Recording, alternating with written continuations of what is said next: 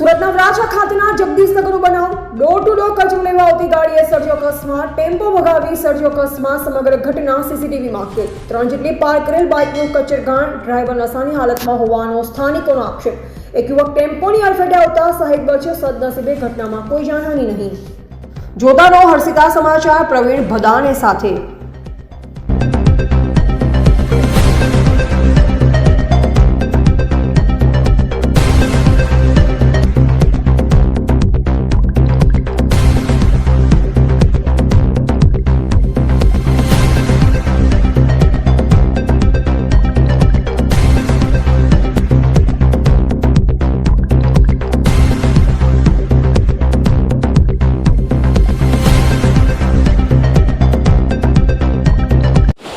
મારું નામ હાર્દિક છે। મેં સવારે ગાડી પાર્કિંગ કરી, બરાબર છે। ગાડી પાર્કિંગ કરીને હું ખાતામાં ગયો, એસએમસીની ગાડી ફૂલ સ્પીડમાં આવી અને ગાડીઓ 2-3 ગાડીઓને ભટકાડી, પણ જોતાં એવું લાગ્યું હતું કે ભાઈઓ બધા ભાગાદોડ થઈ ગયા અને ભાઈ પીધેલો હોય છે, હાલતમાં હશે એવું લાગ્યું મને, બરાબર છે।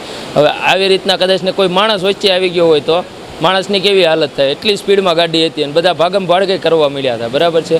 હવે આવી રીતના આવી બેદરકારીથી એસએમસીવાળા બધા કામ કરે તો કઈ રીતનું હાલ છે અને તમારી શું માંગ છે આમાં, બરાબર છે? કઈ રીતનું આપણે એમાં આના પગલાં કઈ રીતે લેવા, એસએમસીવાળાને ગાડીઓ ધીમી હાંકવી કે શું રીતનું કરવું એમ, બરાબર?